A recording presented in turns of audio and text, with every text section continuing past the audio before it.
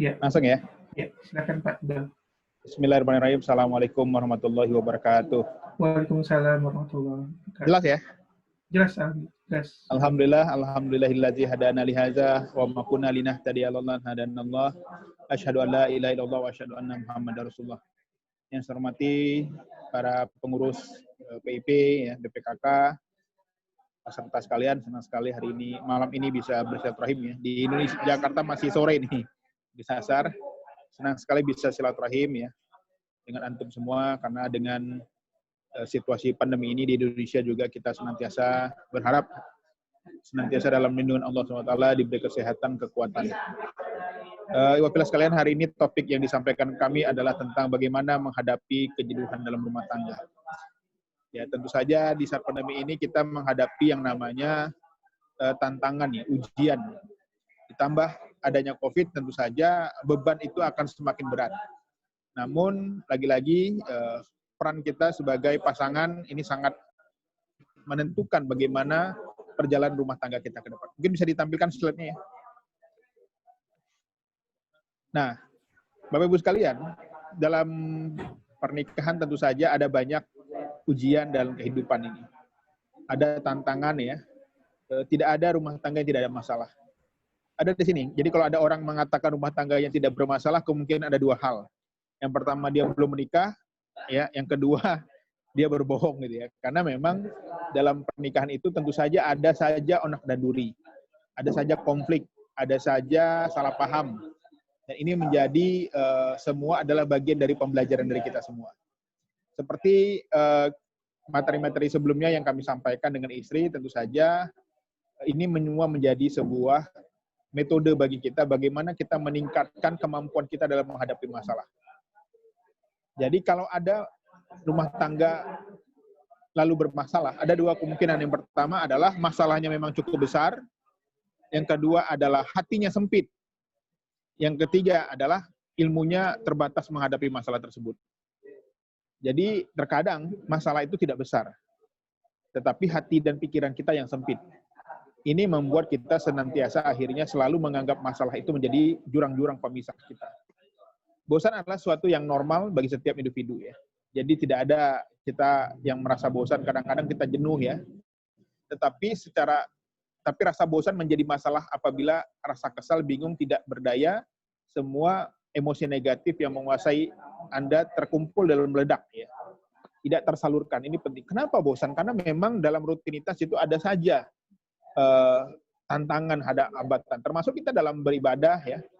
Terkadang ada ujiannya. Ketika keimanan kita itu turun dan naik. Demikian juga dalam seksual, dalam rumah tangga, dalam pernikahan, dalam hubungan dengan keluarga, pertemanan. Tentu saja rasa-rasa itu selalu muncul ketika kita tidak memahami ya, substansi dalam kehidupan ini. Banyak orang mengatakan, kenapa kita di dunia ini harus berdakwah, harus berbuat baik. Ya? Karena memang akhirat itu adalah tempat kita beristirahat. Dan dunia adalah tempat kita untuk senantiasa bekerja keras, kira-kira begitu ya. Berbuat baik, senantiasa membantu, memaafkan, dan lain-lain. Next, bisa ditampilkan. Nah, terkadang bosan itu dilanda karena salah satunya adalah ada kejenuhan dalam rutinitas. Misalnya para istri yang senantiasa di rumah, bila dia tidak menikmati profesinya sebagai seorang ibu, ya, tentu saja dia akan merasa bosan. Tiap hari makan, tentu kita tidak bosan ya. Kenapa? Karena kita butuh. Untuk itu kalau ada ibu-ibu misalnya disuruh baca buku, tapi bukunya buku filsafat, tentu saja dia nggak mau. Tapi kalau bukunya itu cara membuat kue, cara memasak, cara meningkatkan hubungan, tentu dia semangat. Kenapa? Karena dia butuh. Untuk itu salah satu yang membuat kita bosan dalam rutinitas itu karena tidak menganggap butuh. Untuk itu ciptakanlah apapun yang kita lakukan, aktivitas itu sebagai sebuah kebutuhan. Termasuk dalam hubungan seksual, ya, berkomunikasi itu adalah kebutuhan. Termasuk mengurus anak itu adalah kebutuhan. Jadi salah satu tips yang bisa kita lakukan untuk mengatasi kejenuhan adalah lakukanlah sebuah kegiatan yang ciptakan itu dia menjadi sebuah kebutuhan. Mengaji adalah kebutuhan, ibadah adalah kebutuhan, bukan kewajiban saja, tetapi kebutuhan. Sehingga kita bisa meningkatkan kemampuan kita dalam menjalin komunikasi itu. Next. Nah, ternyata kebutuhan itu juga diciptakan ya. Lagi-lagi Bapak Ibu sekalian dalam pernikahan itu Kenapa ada banyak orang juga dalam hubungan seksual juga merasa jenuh, ya. Dalam memasak juga jenuh, ya. Karena ternyata memang psikologis kita juga ada memiliki fase-fase hormonal, khususnya perempuan yang memasuki fase masa haid, nifas, ya. Kemudian laki-laki juga memiliki fase usia, ya, di mana juga rasa bosan itu ada butuh. Jadi terkadang kenapa kita selalu jenuh, selalu bosan? Karena kita lagi-lagi menganggap itu adalah kewajiban. Tetapi ciptakanlah apapun yang kita kerjakan itu menjadi sebuah kebutuhan. Kayak saya sebagai dosen, itu saya dipaksa untuk membuat jurnal, untuk meraih gelar profesor. Kalau saya dipaksa, tentu saja saya jenuh, saya bosan, stres, beban makin banyak. Tapi kalau saya ciptakan mindset-nya bahwa saya butuh jadi profesor, yang butuh saya butuh jurnal Scopus, saya butuh gelar doktor, ya, tentu saja tidak akan jenuh. Seperti saya alami dulu ketika sekolah studi di Malaysia juga begitu. Untuk menghindari jenuh, saya mengatakan bahwa saya butuh pendidikan, saya butuh ilmu, saya butuh doktor. Bukan saya wajib memperoleh doktor. Ini mindset-mindset yang perlu dirubah. Next. Demikian juga dalam hubungan pernikahan, contohnya kejenuhan-kejenuhan itu ketika seorang istri mengurus rumah tangga, ini penting, ya. Ditambah lagi misalnya ada rasa sesuatu yang mungkin rutinitas itu kita tidak sukai. Contohnya memasak, mencuci, ya. Itu mungkin beban-beban rumah tangga yang mungkin menjadi sebuah bumerang dalam kehidupan rumah tangga kita. Tetapi lagi-lagi kita senantiasa mengambil peran itu menjadi seorang ibu itu bukan kewajiban, tapi kebutuhan. Karena menjadi ibu itu pahalanya luar biasa. Menjadi ibu itu adalah kebutuhan seorang perempuan. Bagaimana dia bisa mendidik anak, melahirkan generasi yang islami, berkarakter, berkualitas. Dan terkadang bosan itu juga terjadi karena kita tidak bersyukur. Padahal sebenarnya beban kita tidak banyak, tetapi kita selalu mengeluh. Dalam beberapa hari ini saya banyak menangani kasus-kasus di sebuah kampus PTN di mana anak-anak itu ketakutan tentang DU. Mereka akan dijadikan PNS kalau lulus, tetapi mereka selalu khawatir dan cemas. Seandainya saya nggak lulus gimana? Kok saya jadi PNS sih? Kenapa saya jadi PNS? Padahal kan saya pengen jadi pengusaha. Padahal penyakit mereka sebenarnya adalah bukan stres, bukan cemas, tetapi tidak bersyukur. Betapa banyak nikmat yang Allah berikan kepada keluarga. Coba antum bayangin semua Bapak Ibu sekalian. Ada orang yang ingin menikah banget, ingin dilamar, dapat jodoh, tapi tak satu pun sampai sekarang ada laki-laki yang datang melamarnya.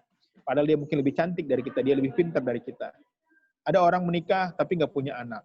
Sekarang kita punya anak dibiarkan, dimarahi, dibentak, tidak dibidik dengan baik. Padahal ada banyak jutaan orang pengen punya anak. Kemudian juga ada banyak orang pengen punya pekerjaan. Dan kita punya, tapi kita selalu mengeluh. Ada orang pengen sekolah doktor, dapat beasiswa, kita selalu mengeluh. Kenapa beasiswa kita kecil? Kenapa saya di UK, bukan di Amerika atau di Harvard dan lain-lain? Dan semua penyakit manusia itu adalah sudah digambarkan dalam Al-Quran bahwa manusia itu memang selalu senantiasa mengeluh, berkeluh kesah. Padahal, ya, lagi-lagi bosan itu salah satu bentuk dari kurangnya kita bersyukur atas nikmat Allah. Betapa banyak saat ini saudara kita yang kena COVID, ya Masya Allah, orang kena COVID itu katanya paru-parunya sudah bolong, ya, rusak, ya, cacat, ya, secara fisik dan mental juga. Tetapi Alhamdulillah hari ini Allah berikan kenikmatan, kesehatan. Betapa banyak saudara kita sejak lahir diberikan kekurangan, berkebutuhan khusus, ya, bahkan tidak bisa mendengar, tidak bisa melihat. Tapi Alhamdulillah Allah berikan kita nikmat itu semua. Tapi lagi-lagi kalau kita mengeluh, salah satu penyakitnya adalah bahwa kita tidak bersyukur dalam menghadapi rumah tangga ini. Banyak orang pengen, atau mungkin pasangan kita yang lebih baik dari kita. Pengen mendapatkan pasangan lebih baik, selalu mengeluh. Padahal kita sudah mendapatkan yang terbaik. Kenapa? Karena kita tidak berkaca diri bahwa kita pun bukan yang terbaik. Jadi ini menjadi penting, banyak ibu-ibu yang mengeluh kepada saya, Pak, kenapa suami saya tidak sempurna? Ya karena ibu tak sempurna, saya bilang. Bahkan tidak ada yang sempurna, karena kesempurnaan itu hanya milik Allah. Karena ibu menikah dengan manusia, bukan malaikat ataupun nabi. Kalau menikah dengan manusia, tentu saja dia punya kelemahan, dia tentu saja digoda setan, dia punya aib-aib. Ini yang menjadi tantangan ke depan. Next. Nah, dalam pernikahan tentu saja syukur ini sangat dipentingkan Bapak Ibu sekalian. Coba Bapak Ibu bayangkan, ya, seandainya ibu tidak menikah, tidak punya keturunan, sakit, ya, apa yang menjadi pikirkan kita? Apa yang kita pikirkan akan menarik hal itu kepada kita, oleh karena itu pertahankan apa yang dia pikirkan. Jadi, manusia itu apa yang dia pikirkannya. Kalau hari ini dia berpikir tentang penyakit atau mendatanginya, maka otomatis imunitasnya lemah. Kalau dia berpikir bahwa kita selalu merasa kekurangan, maka dia selalu cemas. Jadi law attraction ini dalam teori psikologi ini mengatakan bahwa dalam rumah tangga itu jika ada mindset di kita seorang pasangan seharusnya tidak begini atau tidak begitu, maka yang terjadi adalah teman kita yang justru bertindak seperti apa yang kita bayangkan. Akibat pikiran itu menyebabkan perasaan terjadi apa yang buruk, ya, bad feeling, ya, dan menyebabkan rasa tertekan, emosi, dan akhirnya perpecahan. Ini yang terjadi pada saya dulu. Saya sejak kecil sudah bercita-cita ingin kuliah di luar negeri. Kalau ibu saya tidur siang, saya kelas 5 SD itu saya mengetok pintu dari luar, membawa koper gede. Seolah-olah saya mengatakan saya baru pulang merantau dari luar negeri. Sejak kecil sejak kuliah saya sudah bercita-cita menjadi dokter, meraih gelar dokter di usia 30 tahun. Dan alhamdulillah semua itu terwujud karena saya berpikir positif. Saya mampu, saya bisa menciptakannya. Karena ternyata dengan mimpi yang besar, ya, melahirkan tenaga dan energi yang besar. Untuk itu pikiran positif ini sangat diperlukan untuk bagaimana mengatasi kebosanan itu. Kalau kita berpikir bahwa orang membenci kita, lama-lama juga itu akan menjadi kenyataan ketika kita berbuat buruk. Dan ini terus terjadi. Jadi pikiran itu sangat menentukan kesehatan mental kita. Next. Kemudian juga dalam hubungan pernikahan, kebosanan itu terjadi juga ada fase-fase di mana usia. Ini yang penting ya. Ketika usia kita sudah mulai menua, 50 tahun ke atas, ya, komunikasi pun terbatas. Untuk saja ada perbedaan persepsi tentang komunikasi antara perempuan dan laki-laki. Pria, ya, lebih mudah terangsang oleh penglihatan dan sentuhan. Ini penting. Sementara wanita mudah terangsang oleh pendengaran, penciuman, dan sentuhan. Ini penting sekali. Jadi banyak sekali wanita itu lebih mudah terangsang ataupun mudah merasakan hubungan itu dengan adanya pendengaran atau penciuman. Berbanding pria dengan penglihatan dan sentuhan. Next.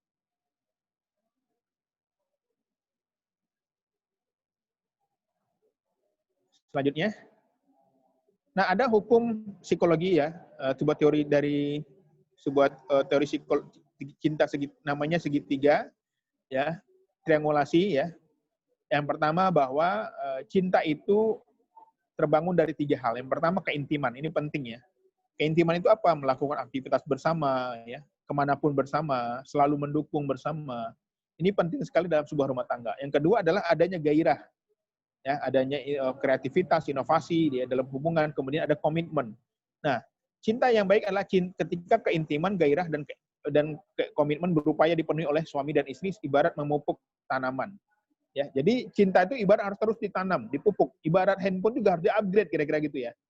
Yang hari ini WA-nya tahun berapa di-upgrade, Facebook-nya di-upgrade, Word-nya di-upgrade, Excel-nya di-upgrade. Demikian juga dengan cinta. Jadi kalau dulu kita awal menikah hanya mungkin dengan ta'aruf, hanya dengan bertemu, ya, lalu setelah menikah hanya dengan kata-kata sayang, sekarang harus dinaikkan lagi. Panggilannya lebih sayang lagi, ya. Kemudian lebih dahsyat lagi hubungannya, kedekatannya. Dan keintiman ini susah sekali diwujudkan ketika pasangan-pasangan itu masih belum bisa menerima kelemahan pasangannya. Ini tentu saja menjadi tantangan kita bahwa dalam proses pernikahan itu ada prosesnya.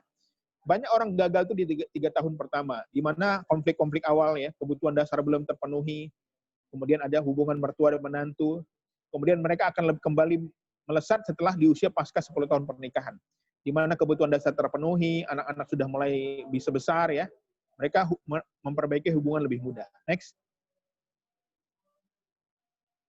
Selanjutnya. Nah, ada 5 bahasa cinta yang kami selalu ajarkan, ya, dalam hubungan itu untuk bagaimana menghilangkan kejenuhan. Yang pertama, saling melayani. Bukan hanya melayani, ya, ini lagi-lagi.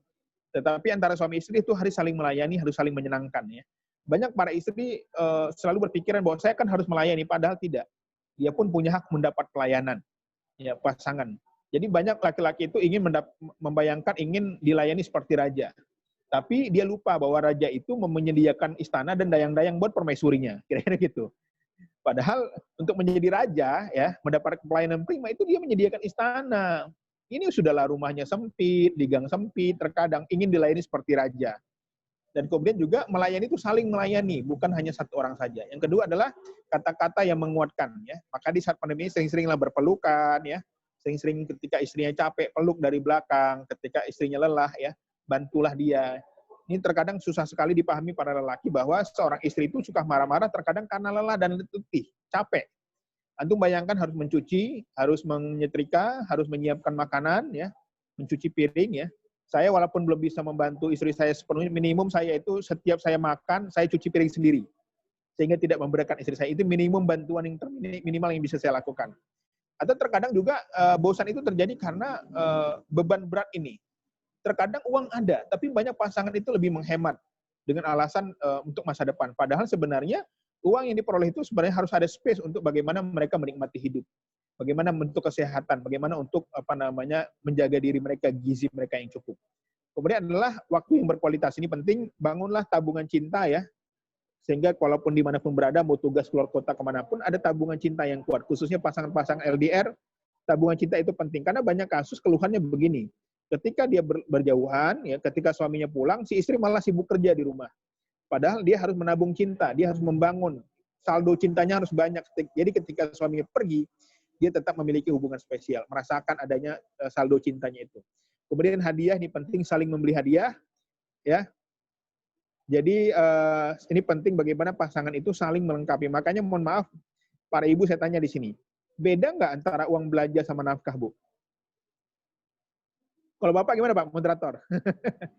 Beda nggak uang belanja sama nafkah? Beda. Beda kalau ada duitnya. Kalau nggak ada, terima-terima aja lah. Karena terkadang begini, Bapak-Bapak sekalian, ya. Ibu ini dulu dia sarjana, dia punya gelar. Bapak tinggalkan rumahnya, ya. Disuruh dia berhenti kerja. Tapi kenapa setelah menikah dia tidak dibahagiakan? Padahal uang ada. Para suami beralasan kan sudah diberi uang belanja. Itu uang belanja untuk nafkah bersama. Bukan nafkah. Yang nafkah itu artinya dia diberikan uang. Terserah dia mau ngapain. Mau ngasih temennya, dia mau ngasih saudaranya. Ya. Terkadang banyak para istri itu malah dipekerjakan oleh suaminya dengan alasan kan dia bisa megang ATM. Ya, istri itu punya rasa malu, istri punya rasa sungkan. Jadi si suami yang harus paham bahwa harus dibedakan, kalau ada uangnya nih, ya, dibedakanlah antara uang belanja dengan uang nafkah. Misalnya uang belanjanya 5 juta, ya nafkahnya mungkin 500.000 atau 1 juta. Yang itu nggak perlu diaudit, yang itu terserah dia mau ngapain, mau sedekah, mau traktir temannya, ya. Karena terkadang si suami tidak memahami bahwa para istri pun ingin punya hak untuk melakukan kebaikan-kebaikan.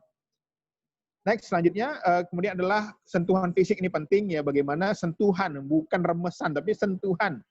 Bagaimana saling meningkatkan gairah antar pasangan. Kemudian mungkin saat ini Anda perlu mengingat lagi bagaimana gairah getaran cinta masa muda. Ini penting juga, ya. Makanya perlulah saatnya pacaran berdua, jalan berdua, ya. Saya sama istri kadang-kadang kalau hujan rintik-rintik kami naik motor keliling aja. Nyari cendol gitu, ya, malam-malam, ya, untuk meningkat nostalgia tadi. Wah, kami pernah susah, kami pernah naik motor gitu, ya, kehujanan, jatuh dan lain-lain. Jadi carilah waktu berdua. Apalagi tapi kalau punya anak kecil gimana, Ustaz? Coba antum semua sebagai kader saling titip-titipan, ya. Minggu ini misalnya anaknya titip rumah sana. Kami mau pacaran dulu, boleh begitu. Karena kadang-kadang kita perlu waktu berdua tadi. Tanpa anaknya. Apakah jalan, traveling, ya, nyupir berdua kemanapun, ini menjadi sebuah tantangan. Makanya traveling itu menjadi salah satu terapi keluarga untuk membangun kehangatan. Ketika naik nyetir bareng itu, nyetir mudik misalnya, di sana akan ada banyak tantangan, ada banyak kejadian, itu akan memperkuat hubungan keluarga. Next. Jadi waktu berdua ini sangat penting untuk menghilangkan kejenuhan dan kebosanan. Jadi para suami harus paham bahwa istri itu lelah juga. Bukan hanya suami yang bekerja yang lelah, tapi istri pun mengurus rumah tangga itu capek. Coba antum merasakan besok-besok para suami, ya, cuci piring, bersihin rumah, nyuci. Gimana bebannya, berat sekali karena fisik itu, fisik. Sementara perempuan fisiknya lebih lemah dari laki-laki. Sementara si suami pengen dilayani. Ya, saling mengarahkan, ya, demi masa sesungguhnya seluruh manusia itu berada dalam kerugian kecuali mereka yang beriman, beramal soleh, saling menasihati dalam kebenaran, saling menasihati dalam kebenaran. Ini surah Al-Asri. Suami adalah orang yang paling dekat dan tahu tentang kepribadian istrinya.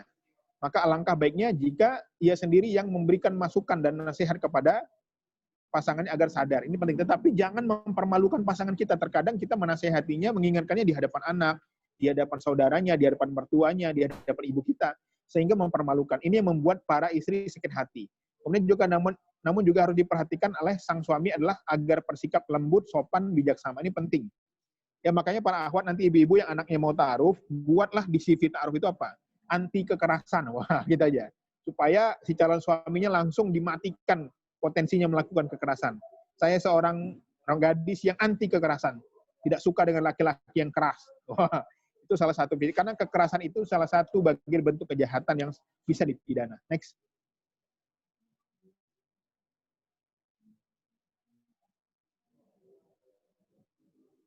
Yang utama adalah bila ada masalah diselesaikan dengan kasih sayang. Ya, seperti mana dalam surah Al-Imran dikatakan, maka disebabkan rahmat dari Allah, kamu berlaku lemah lembut terhadap mereka, sekiranya kamu bersikap keras, lagi berhati kasar, tentulah mereka menjauhkan dari diri kita sekelilingmu.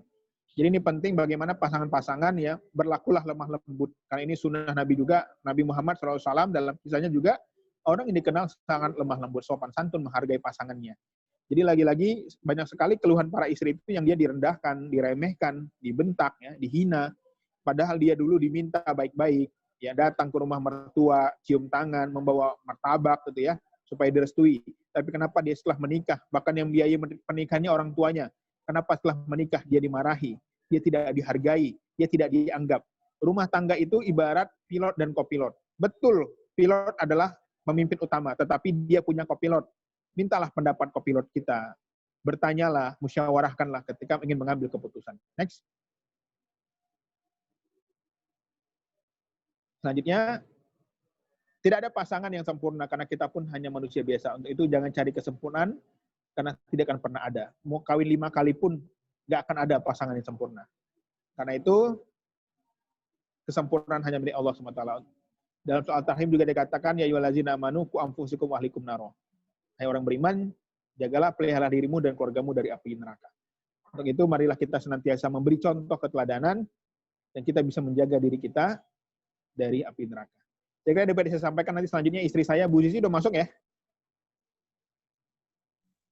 Bu Zizi?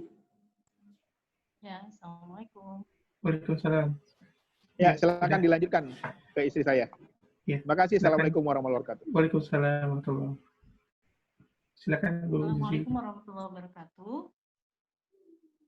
Saya langsung aja nih ya Pak ya. Ya, silakan. Baik, Assalamualaikum warahmatullahi wabarakatuh. Alhamdulillahirrahmanirrahim. Wassalatu wassalamu ala asyrofil anbiya'i wal mursalin wa ala alihi washabihi ajmain, amma ba'du. Terima kasih untuk para tim BPKK UK yang sudah memberikan kami kesempatan. Saya sebenarnya nggak menyimak tadi apa pemaparan Pak Iqbal dan apa saja sudah yang disampaikan ya, karena saya tadi lagi ngisi kulop. Tapi yang saya ingin sampaikan pada Bapak Ibu sekalian yang mungkin saat ini merasa kayaknya kok rumah tangga sudah ada titik jenuh, atau kayaknya kok begini-gini aja, kok kalau ngelihat postingan orang di sosmed kok kondisi rumah tangga kok kita beda ya gitu, nggak ada kehangatan dalam perayaan anniversary misalnya, nggak ada surprise ulang tahun. Menurut saya untuk mengurangi beban-beban itu, tolong gunakanlah sosmed dengan bijak ya, jangan terus kemudian baper dengan apapun yang orang posting gitu, karena masing-masing rumah tangga itu pasti ada masalahnya, dan kami adalah saksinya. Sudah baru 10 tahun lah kami menjadi konselor, mendirikan lembaga rumah konseling juga baru 5 tahunan ya. Tapi kami mendapati bahwasanya rumah tangga dalam kondisi ekonomi yang seperti apapun, yang anggotanya itu level pendidikannya yang seperti apapun, latar belakang budaya yang kayak gimana pun, pasti memiliki masalah-masalah gitu. Kalau yang tampak di sosmed itu yang enak-enak aja gitu, tapi yang dibaliknya itu mungkin yang kita sama sekali nggak mau mengalaminya gitu. Jadi bagaimanapun kondisi rumah tangga kita sekarang, 100% ya. Tapi yang harus kita tanamkan adalah mental untuk improve setiap hari gitu. Tapi bukan untuk diperbandingkan dengan orang lain gitu. Kalau misalnya kita kemarin menyayangi pasangan kita, hari ini kalau bisa lebih sayang. Kalau kemarin kita masih malu-malu mengekspresikan sayang, hari ini kalau bisa kita secara terbuka gitu. Karena mental di dalam rumah tangga yang harus kita siapkan itu justru adalah mental untuk belajar terus gitu. Dan kita harus punya curiosity terhadap pasangan. Kita harus punya rasa ingin tahu gitu. Jadi kalau misalnya kita ngobrol sama pasangan tuh jangan yang hanya isinya absen-absen aja gitu. Kan kalau kita percakapan sehari-hari itu seringnya adalah pertanyaan, misalnya tadi makan apa, tadi di tempat kerjaan ketemu siapa aja, hari ini kerjanya itu berat apa enggak gitu, nanti telat apa enggak pulangnya, yang kayak gitu-gitu tuh yang ditanyakan. Padahal dialog antara suami istri itu yang harusnya melibatkan perasaan, misalnya ya. Ini terutama yang LDR nih. Di sini ada yang LDR-an nggak ya? Saya suami di mana, istri di mana. Itu level bagaimana memaintain rasa kasih sayangnya harus lebih tinggi lagi gitu. Makanya dialog-dialognya yang melibatkan ekspresi, misalnya aku tiba-tiba kangen deh inget kamu pas lagi masak ini kan makanan kesukaan kamu, atau misalnya ketika ngelihat pasangan agak down pulang dari kerja terus kita langsung bilang sayang capek pasti ya, sini istirahat dulu biar aku pijitin gitu. Jadi bukannya malah interogasi, bukannya ditanyain gitu, tapi empati kita yang dia butuhkan saat itu. Dan ketika kita empati, ketika kita menyediakan apa yang dia butuhkan gitu, kita harus tanya juga ya, dia butuh apa saat itu gitu. Jangan-jangan dia sebenarnya lagi lapar, atau jangan-jangan dia hanya butuh dipeluk, jangan-jangan dia hanya butuh untuk mandi sehingga dia bisa cooling down sendiri gitu. Jadi kita harus tanya, what do you need right now? Apa yang kamu butuhkan saat ini? What do you need from me? Apa yang kamu butuhkan dari saya? Apakah kamu butuh saya untuk hanya duduk di samping kamu aja, nemenin kamu untuk duduk, atau kamu butuh saya untuk masakin kamu atau apa? Nah, sikap yang kayak gini nih yang akhirnya membuat layer demi layer diri kita dengan pasangan itu akan makin terkupas gitu ya. Kita kan seringkali terbungkus dengan yang namanya ego, kita terbungkus dengan arogansi, kita terbungkus dengan gengsi gitu, sehingga kita nggak fully open up gitu kepada pasangan, kita nggak cukup terbuka gitu. Kita masih ngerasa nggak enak atau kita punya prasangka-prasangka tertentu gitu, kita nebak-nebak gitu, padahal seharusnya dalam rumah tangga itu ya kita betul-betul tahu apa yang dia butuhkan dan kita berikan apa yang dia butuhkan, bukan kita yang nebak-nebak apa yang dia butuhkan gitu. Nah, komunikasi yang tipe kayak gini nih yang bisa dilakukan kalau kita sudah saling merasa nyaman satu sama lain. Nah, nyamannya itu gimana? Ya tiap harinya komunikasi kita tuh yang positif atau yang negatif. Kalau komunikasi yang positif tuh yang isinya adalah mengafirmasi, menguatkan, mendorong, memotivasi, mengapresiasi, menghargai, gitu, melihat sisi-sisi baiknya dibandingkan sisi buruknya. Nah, sedangkan komunikasi yang negatif tuh cenderung yang merendahkan, menjatuhkan, ya, membandingkan, mempertanyakan, melabel, ya, melecehkan, apalagi. Pokoknya komunikasi yang sifatnya menyerang itu malah akan membuat temboknya jadi semakin tebal gitu. Dan kalau udah tebal kayak gitu kita nggak bisa tuh berkomunikasi dengan baik karena belum apa-apa sudah ada dinding yang menutupi kita, akhirnya nggak bisa terbuka satu sama lain. Kalau kayak begini nih berarti rumah tangganya itu hanya tinggal satu atap aja, tapi beda alam. Tidak hidup bersama tapi sama-sama hidup gitu. Alhamdulillah mendalik ya. Jadi komunikasi positif ini penting banget untuk kita supaya bisa merawat rumah tangga kita, supaya nyaman, kalau bisa improve gitu. Sebagaimana kita makhluk hidup kan pilihannya kalau nggak kita makin tumbuh, ya kita makin lama makin mati gitu. Mendekati kematian gitu. Nah kita memilih yang gimana nih? Nggak mungkin jumut aja, nggak mungkin kita kayak benda mati yang dari zaman jebot sampai sekarang gitu-gitu aja. Makanya perilaku kita juga harus ada perubahan gitu. Apalagi nih bagi laki-laki. Catat wahai para bapak-bapak, kalian ini seringkali didorong oleh hormon testosteron dan laki-laki harus memaintain level hormon testosteronnya itu di level yang 30 kali lipat dibandingkan perempuan. Normalnya kayak gitu. Saya dapat info ini tuh dari materinya TED Talk-nya Dr. John Gray ya, yang menulis tentang Men are from Mars, Women are from Venus. Jadi gimana supaya hormon testosteron, hormon kelelakiannya ini tetap terjaga? Karena efeknya adalah laki-laki itu jadinya jantan. Jantan bukan konotasi negatif itu ya, tapi jantan maksudnya dia bertanggung jawab, mengayomi, melindungi, pasang badan ketika keluarganya dilukai gitu. Itu berarti dia jantan gitu. Nah, kalau misalnya ini nggak termaintain, akhirnya dia jadinya baper. Baper itu kenapa? Karena dia jadinya level estrogennya yang meningkat. Karena pada diri laki-laki maupun perempuan itu ada estrogen maupun testosteron. Nah, kalau misalnya dia hormon testosteronnya itu rendah, dia jadinya kayak perempuan, baperan ya. Apa-apa itu yang didahulukan adalah emosinya dibandingkan rasionalnya. Jadi kalau laki-laki itu apa-apa tuh memandang logisnya dulu. Masalah tega nggak tega urusan belakangan, ya kan? Beda dengan perempuan. Pertama kali ngelihat sebuah peristiwa yang pertama dia ucapkan pastinya kasihan ya, gitu. Kalau laki-laki tentunya dipikirkan, oh mungkin mereka udah nggak ada pemasukan nih sekarang dengan meninggalnya si ayah misalnya. Itu yang pertama kali dipikirkan oleh laki-laki. Gitu. Makanya para perempuan, kalau pengen level testosteron laki-laki itu termaintain dengan baik, tolong jangan perlakukan suami seperti anak. Gimana sih perlakuan seorang ibu kepada anak? Melarang, membatasi, menggurui, menceramahi, ngomel, itu perlakuan ibu kepada anak wajar kayak gitu. Ya, misalnya seorang ibu bilang, pokoknya kamu nggak boleh makan permen ya, nanti batuk. Itu wajar. Tapi kalau misalnya seorang istri mau kayak gitu ke suami, Mas, awas ya. Pulang kerja jangan sampai mampir ke warung tongseng misalnya. Aku nggak mau ngurusin nanti kalau kamu misalnya stroke misalnya. Itu cara komunikasi seorang ibu kepada anak. Jangan jadikan suami itu seperti anak. Sudah cukup suami kita itu punya 2 ibu. Ibu kandungnya sama ibu mertuanya. Dia nggak butuh ibu ketiga. Yang dia butuh adalah partner, yang dia butuh adalah kekasih. Makanya perlakuan kita itu ya sebagai seorang kekasih, sebagai seorang partner. Yang kayak gimana sih? Yang memberikan kenyamanan, yang menguatkan. Sebagaimana Sayyidatina Khadijah kepada Rasulullah. Coba, kita tahu dari sejarah Sirah Nabawiyah. Rasulullah dengan Siti Khadijah itu beda usianya berapa tahun? 25 tahun ya? 20 tahun atau 25 tahun ya? Intinya bukan 5 tahun aja, itu jauh gitu. Age gap-nya itu berarti kayak antara kita generasi milenial sama generasi Z gitu. Tapi apa, bagaimana perlakuan Sayyidatina Khadijah? Dia tidak menjadi ibu bagi Rasulullah, tapi dia menjadi partner dakwahnya.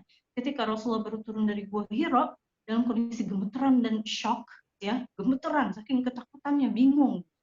Sehingga Rasulullah sampai bilang, zamiluni, selimuti aku. Apakah Sayyidatina Khadijah bertindak sebagaimana seorang istri kita sekarang yang pengen kepo, yang pengen tahu, mencerocos dengan begitu banyak pertanyaan? Tidak.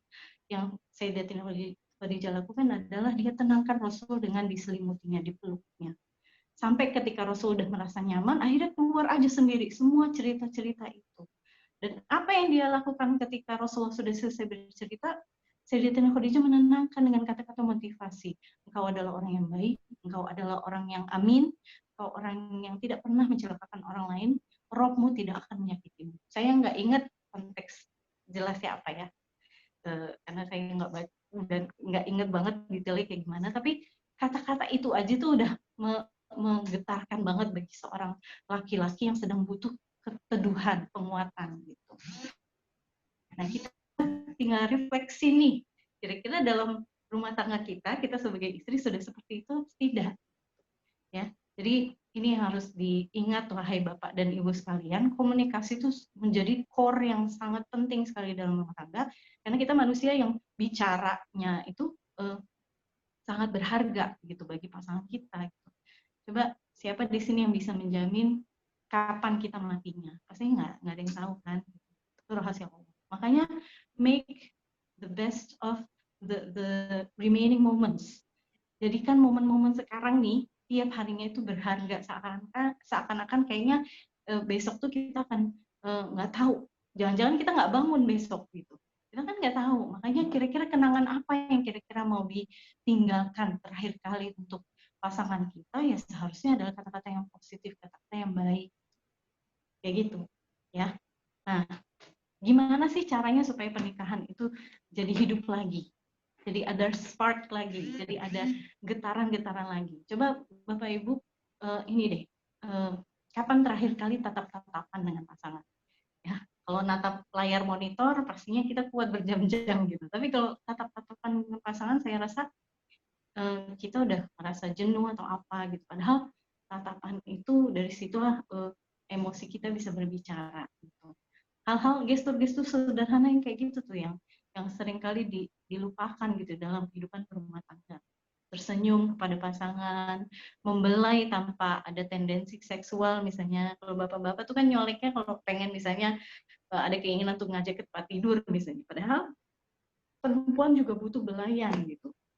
Sampai-sampai ada istilah jablay gitu ya, jarang dibelai. Itu sebenarnya karena perempuan tuh sangat lemah sekali dengan sentuhan, sangat lemah sekali dengan belayan. Laki-laki juga gitu. Tapi kalau laki-laki ketika dia disentuh langsung nafsu seksualnya yang bangkit. Tapi kalau perempuan dia disentuh itu justru rasa aman dan nyaman yang dia rasakan. Kenapa para bapak-bapak seringkali protes? Kenapa sih istri saya tuh kayaknya nggak punya dorongan seksual deh? Kok kayaknya saya doang yang nafsu gitu? Kayaknya istri tuh nggak pernah mendului gitu. Dia nggak pernah berinisiatif. Karena bagi laki-laki dan perempuan berbeda sekali memandang seks.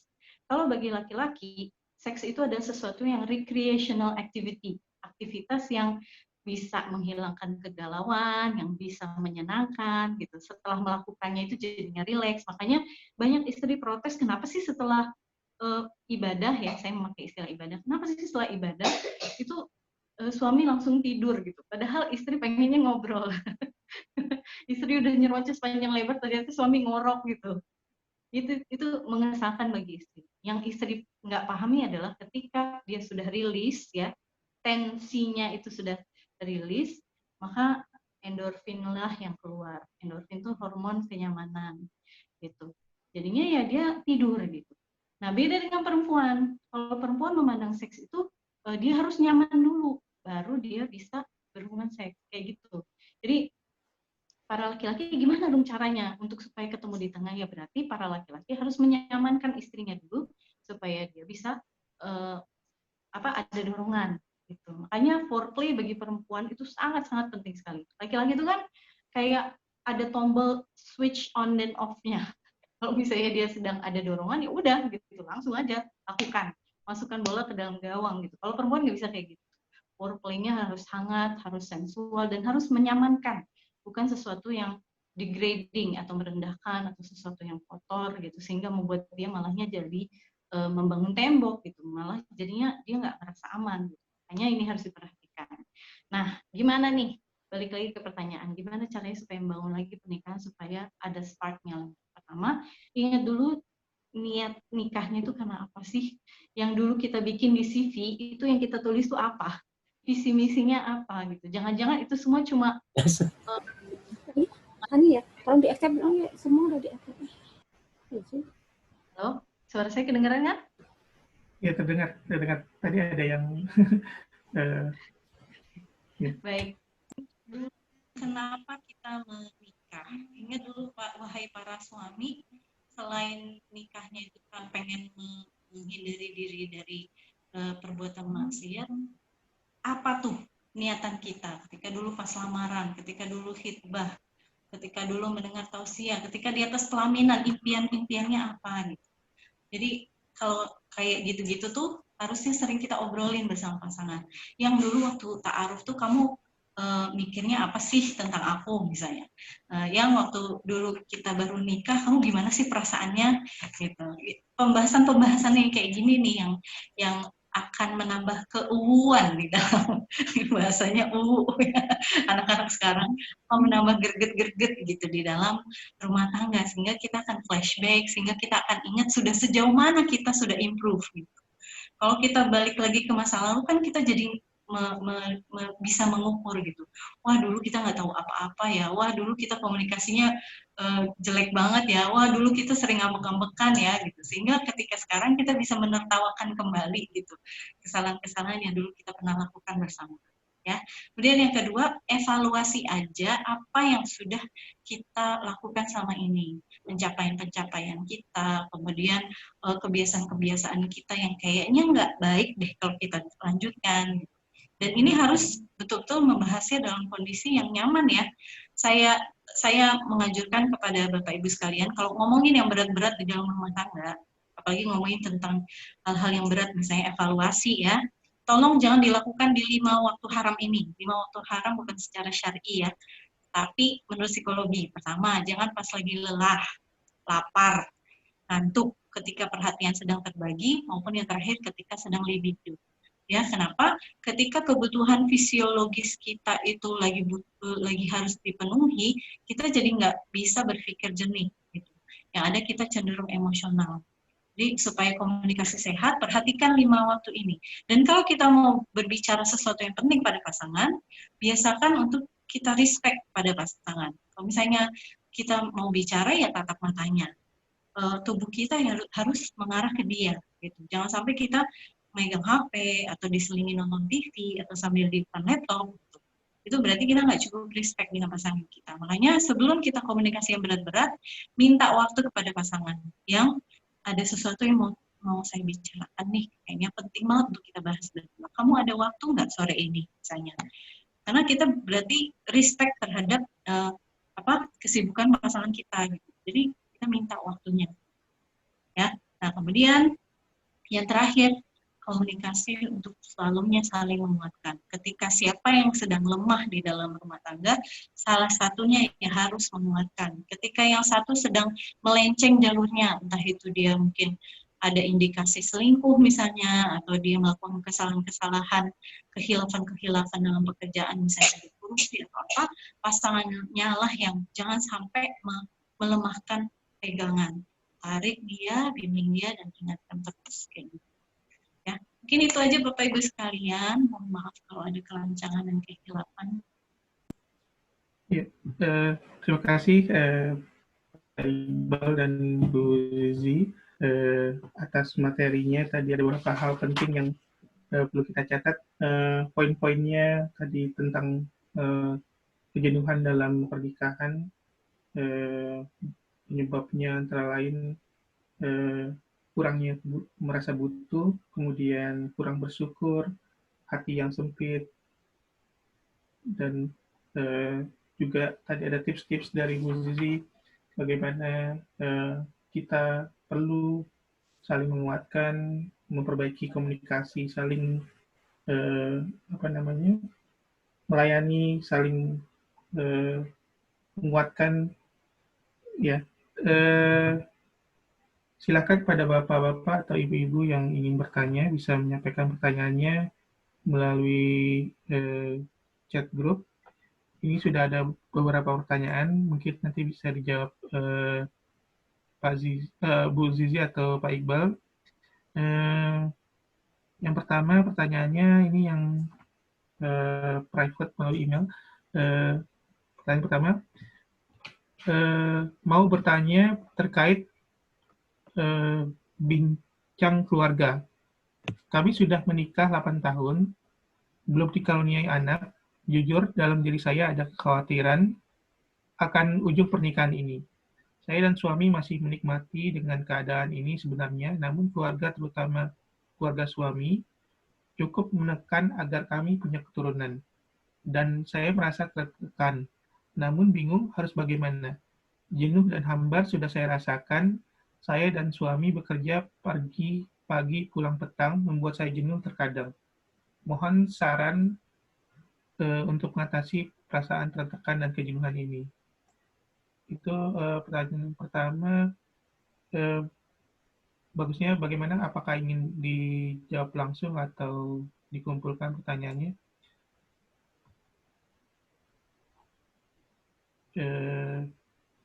Ini tentang pasangan yang belum memiliki keturunan dan merasa tertekan dari keluarga besarnya.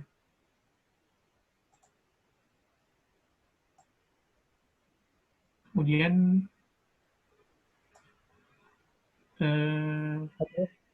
ya, silakan. Putus tadi ya? Ya, putus ya. Ya, putus. Tadi ada pertanyaan dari pendengar ini yang merasa tertekan ketika belum dikaruniai anak gitu, dan tekanan itu dapat dari keluarga besarnya juga, terutama dari keluarga suami gitu.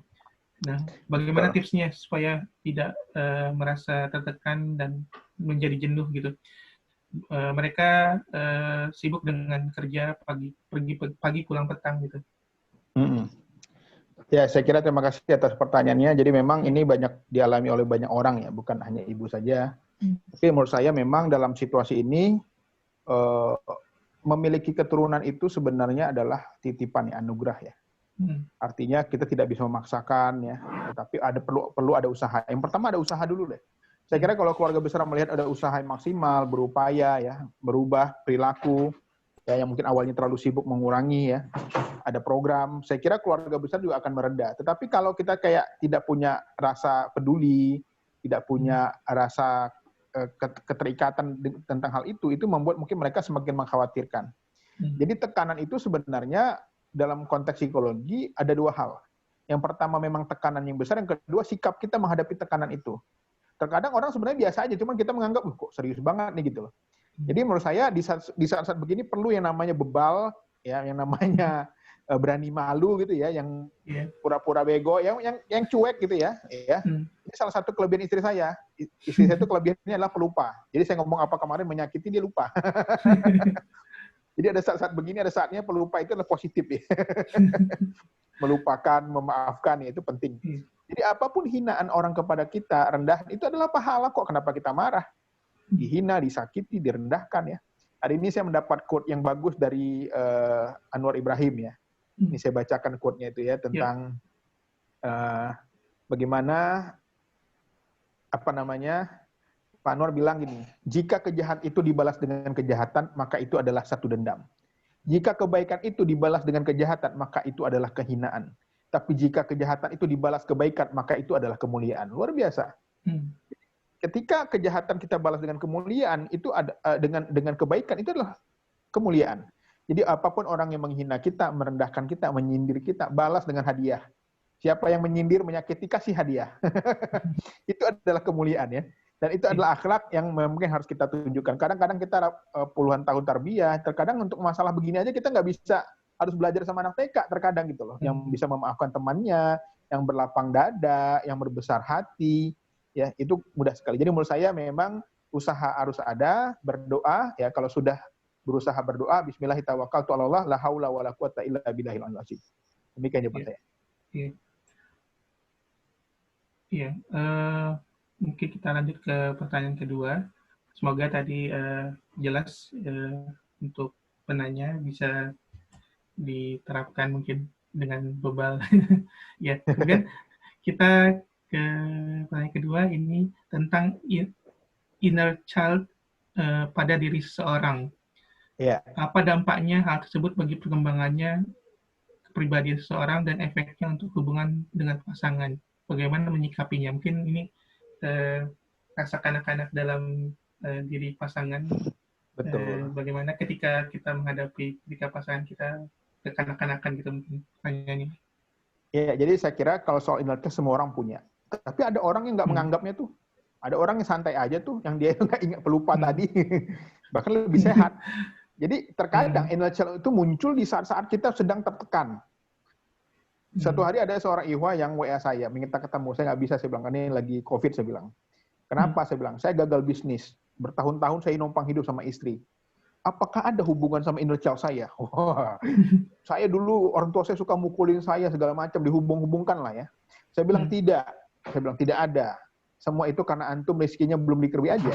Ini dia ngaku, sebenarnya saya sudah pernah sukses, Ustaz. Saya pernah masuk koran, pernah umroh, udah beli rumah 2. Tapi ternyata sekarang jadi apa namanya, menjadi pelajaran hidup. Jadi sebenarnya terkadang orang inner child itu terkadang ketika gagal menghubung-hubungkan masa lalunya dengan kegagalannya. Tidak ada dengan masa lalu, bahwa kesuksesan itu adalah bagaimana kita menerompong masa depan, kira-kira begitu. Jadi mempengaruhi psikologis ya, betul. Kalau ya ingat-ingat, semua orang punya keburukan, punya yang namanya masa lalu yang buruk. Tapi tidak semua orang bisa meningkatkan keinginannya untuk bagaimana memperbaiki situasi itu. Kira-kira begitu. Iya. Jadi itu tadi jawabannya. Ini masih banyak sebenarnya pertanyaannya. Ini mungkin kita lanjut ke pertanyaan selanjutnya. Bentar, saya bacakan. Assalamualaikum Bu Zizi dan Pak Iqbal. Izin bertanya terkait teori cemburu. Untuk menambah pengetahuan, Pak ini, Pak Izan ngajarin. Ya, cemburu itu apakah betul diperbolehkan? Bagaimana menurut pandangan Islam, juga menurut pandangan teori psikologi? Karena saya cukup sering mendengar kisah tentang Ummul Mukminin Aisyah yang Aisyah radhiyallahu anha yang sering dinukil sebagai sosok yang pencemburu. Tapi jika dibaca kembali keseluruhan hadis dan riwayatnya, berujung dengan permintaan maaf Aisyah kepada Rasulullah setelah ditegur oleh beliau. Setelah ditegur oleh beliau, timbul hukum syar'i tentang larangan cemburu. Jazakumullah khair. Ya, bagaimana ini pandangannya menurut Islam dan menurut teori psikologi? Apakah cemburu itu ada batas-batasnya gitu? Atau menurut dari Bu Zizi juga? Bismillahirrahmanirrahim. Mohon maaf tadi terputus nggak tahu kenapa ya. Oh ya. Kalau secara Islam ya itu bukan kafaat kita untuk menjawab ya. Cemburu itu boleh apa enggak gitu. Tapi kalau secara psikologis salah satu indikasi bahwa kita cinta gitu kepada pasangan adalah adanya rasa cemburu gitu. Sebagaimana kita tahu ada hadisnya kan kalau laki-laki yang nggak merasa cemburu ketika istrinya membuka aurat, ketika istrinya bergaul dengan laki-laki lain, itu kan berarti laki-laki yang lemah, yang dayus gitu kan. Nah, itu juga bisa diaplikasikan untuk sebaliknya ketika seorang suami itu bergaul bebas dengan perempuan lain, kemudian dia nggak ada batasan, kemudian dia mesra-mesraan dengan perempuan lain, ya wajib bagi istri untuk merasa cemburu gitu. Cemburunya pertama ya niatkan karena untuk menjaga dari kemaksiatan ya. Tapi kalau menurut saya cemburu juga harus ada seninya gitu. Cemburu yang elegan itu yang tidak kemudian langsung melampiaskan emosi. Sekali lagi komunikasi dalam rumah tangga itu kan harus terjaga tetap positif ya.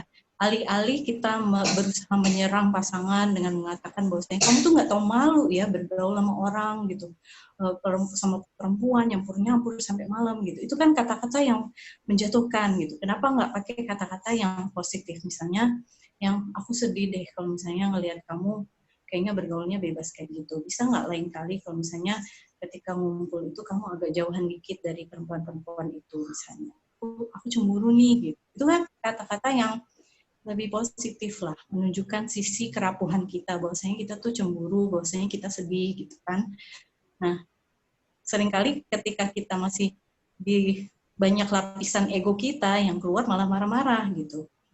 Sebagaimana kalau misalnya kita datang pergi kutub utara atau kutub selatan ya, kalau ngelihat di Nat Geo itu kan iceberg itu kan permukaannya itu yang ada di permukaan itu lebih kecil daripada yang ada di bawah permukaan gitu.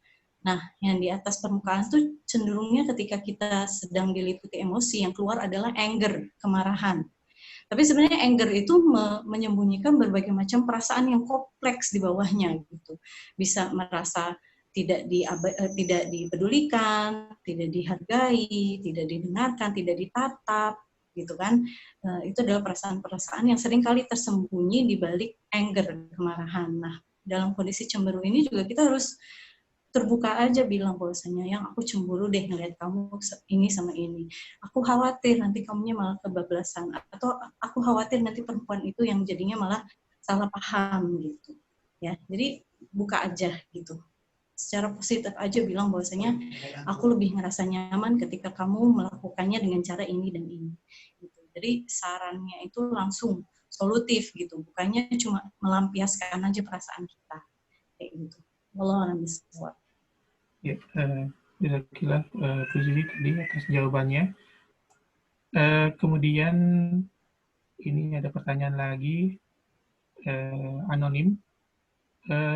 Usia pernikahan saya 4,5 tahun. Bagaimana jika suami suka merendahkan, membandingkan saya dengan kehebatan kakak perempuannya, dan sebagainya? Saya tahu maksud beliau baik, yaitu menasihati saya. Saya sudah bilang kalau saya tahu beliau mau mengoreksi saya, tapi saya tidak suka cara beliau. Tapi beliau kalau dia harus bicara kebenaran walau pahit. Suaminya bilang kalau dia harus bicara kebenaran walau pahit. Kami sudah mencoba membuat gratitude journal bersama. Saya sakit hati sekali karena beliau bilang saya tidak punya kebaikan satupun. Beliau bilang apa yang saya lakukan adalah hal rutin yang memang seharusnya saya lakukan. Jadi bukan kebaikan. Terima kasih banyak. Ya, ini bagaimana tanggapannya tentang yang saling merendahkan, suami yang merendahkan dari Pak Iqbal mungkin. Ya. Ya, ini ibaratnya dalam bahasa psikologinya sudah tidak ada lagi respect ya. Karena respect itu terbangun dari hasil ketertarikan ya, ada kelebihan ya. Bisa jadi pertama ada beberapa kemungkinan. Yang pertama suaminya sedang menghadapi tekanan yang berat. Biasanya suami-suami lagi sekolah ya, yang lagi masalah ekonomi, ataupun suami-suami yang sedang menghadapi tekanan di tempat kerja itu biasa mengalami itu. Kenapa? Karena dia memerlukan meminjak kepala orang lain supaya dia terlihat lebih hebat, kira-kira begitu. Itu yang positifnya. Jadi kita berpikir positif nih, mungkin suaminya nih. Yang kedua, bisa jadi kita ini adalah evaluasi diri kita. Kita mungkin punya banyak kelemahan yang harus diperbaiki. Jadi lagi-lagi, apakah kita ingin mulia atau ingin menjadi pendendam? Nah, ini lagi seperti kata Pak Anwar Ibrahim tadi. Kalau ingin kita pendendam, kita bisa racun suami kita bisa bunuh, kita bisa balas lagi dengan kata-kata yang tajam. Tapi apakah itu akhlak Islam? Inna ma bu'istu diutami ma makariman akhlak, kata Rasulullah SAW. Ya, bagaimana Rasulullah itu nggak pernah membangun gedung yang besar, nggak pernah membangun masjid yang megah, tetapi namanya cahayanya sampai ke UK, sampai ke Eropa, sampai ke Indonesia. Kenapa? Karena akhlaknya. Apa akhlak Rasulullah? Memaafkan. Ya, dihina, dicaci maki, diludahi, ditombak, diracun, Rasulullah masih memaafkan. Jadi ini yang harus menjadi pelajaran dari kita. Bahwa sebenarnya kita tidak akan mulia ketika orang memuji kita. Dan kita pun tidak akan hina di hadapan Allah kalau orang menghina kita. Karena kesempurnaan itu, ya Allah yang maha tahu siapa kita sebenarnya di akhirat nanti. Jadi kalau kita ingin mengharapkan kemuliaan dari manusia, tentu saja kita berantem jadinya. Tapi yang kita cari ada ridho Allah. Jadi ridho yang dari kemuliaan Allah, dari akhlak kita. Karena Islam itu ada akhlak juga. Jadi sebenarnya inilah ujian bagi kita. Jadi ibu-ibu ya, saya kalau sebagai dekan nih di kampus, kalau ada mahasiswa 14 semester nggak lulus-lulus, saya nggak marah. Saya katakan, wow, amazing. Ladang pahalaku datang. Karena kalau dia lulus, baik karena saya mengalir pahalanya sampai saya mati. Demikian juga suami ibu. Ibu semakin dihina, wow, amazing, aku dihina. Aku direndahkan gitu ya. Balas dengan kebaikan. Karena kejahatan dibalas dengan kebaikan, itu adalah sebuah kemuliaan.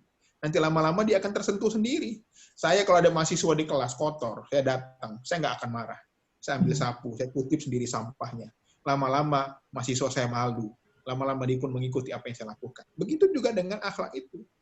Jadi hubungan akhlak itu ibarat di sosial media, di IG misalnya gue, di Facebook ya. Kok kita mikir, kok ada orang jarang memuji, jarang like saya ya? Kok jarang komen di Facebook saya? Karena kita jarang mengkomen dan memuji orang lain, kira-kira begitu. Karena kebaikan itu berbalas. Kalau kita sering mengapresiasi orang lain, memujinya, dia pun akan berpikir untuk membalasnya. Jadi yang kita lakukan sekarang adalah seburuk apapun akhlak suami kita, sebejat apapun suami kita, balaslah itu semua dengan kemuliaan. Demikian. Terima kasih. Ya, terima kasih. Jawabannya. Ini ada pertanyaan yang mungkin senada. Tadi udah mungkin terjawab bagaimana menghadapi suami yang selalu egois, dominan dalam segala permasalahan. Mungkin ini tambahannya ketika suami juga sulit menerima masukan. Kemudian ada lagi suami yang selalu mengkritik sampai hal-hal kecil, sehingga istrinya di sini bilang I feel tercekik katanya. Ya mungkin ada perspektif dari Pak Iqbal atau Bu Zizi. Mungkin Bu Zizi bisa jawab, Bu Zizi, istriku. Ya. Sayang. Mungkin saya akan coba. Suara saya kedengaran jelas? Kecil suaranya. Kecil, ya. Tapi terdengar tapi kecil. Oke, baik. Ya. Oke, saya akan dekatkan ya. Jadi kalau misalnya sudah yang menjatuhkan harga diri, kemudian sudah ditegur tapi dia nggak mau menerima masukan, menurut saya perlu juga ada yang namanya pihak ketiga yang jelas jangan sampai pihak ketiga itu yang malah menjadikan segala sesuatunya jadi makin renyam gitu ya. Karena kalau sampai abusive, tadi kayaknya ada yang nanya ya, sampai batasan mana sih yang disebut abusive itu ketika sudah si istri itu makin merasa secara physically juga terpengaruh, misalnya ya tadi kayak merasa tercekik, kayak merasa serba cemas terus gitu, deg-degan, suami pulang tuh langsung jantung berdebar cepat misalnya, kemudian keringetan, atau malah bahagia gitu kalau misalnya suami itu keluar rumah gitu. Itu kalau diibaratkan tuh kayak walking on eggshells ya, kayak merasa suatu saat tuh pasti akan ada sesuatu yang akan diungkit oleh pasangan, dan itu akan berentet gitu ya, kesalahan semua akan disebut-sebut, dan akhirnya itu menjadikan mental itu jadi jatuh. Jadi kalau menurut saya mediasi dengan pihak ketiga itu penting banget ya. Pihak ketiganya tentunya yang bijak, yang bisa netral, bukannya malah ngomporin gitu. Ya, tapi yang penting di sini adalah si perempuan jangan terus kemudian jadinya pasif aja, jangan diem aja. Dia juga harus tegas gitu. Ketika suami sudah bahasanya degrading, yang merendahkan misalnya, itu si istri langsung bilang, saya nggak setuju ketika kamu bicara seperti itu, saya merasa terhina. Kamu harus tarik balik ucapan kamu itu. Kamu harus minta maaf. Saya nggak rela saya disebut seperti itu. Dibandingkan dengan siapapun itu, kita pastinya nggak akan rela kan gitu. Apalagi kalau sampai semua kesalahan itu ditumpahkan ke kita aja gitu. Makanya si istri harus tetap membela dirinya sendiri. Oke, saya memang nggak sepintar orang tua kamu misalnya yang bisa masaknya enak, karena saya sendiri juga lagi belajar gitu. Beri saya waktu untuk belajar gitu. Kamu mau atau enggak gitu. Kalau kamu nggak mau ya udah, kamu ambil keputusan aja gitu. Apa yang menurut kamu kira-kira yang paling bijak saat ini? Jadi si istri jangan terus kemudian jadinya manut, nerimo. Ingat para istri sekalian, kita juga punya kok suara untuk berpendapat. Ingat bahwasanya kita bukan berarti harus taat dan udah menundukkan pandangan kita gitu. Enggak. Apa yang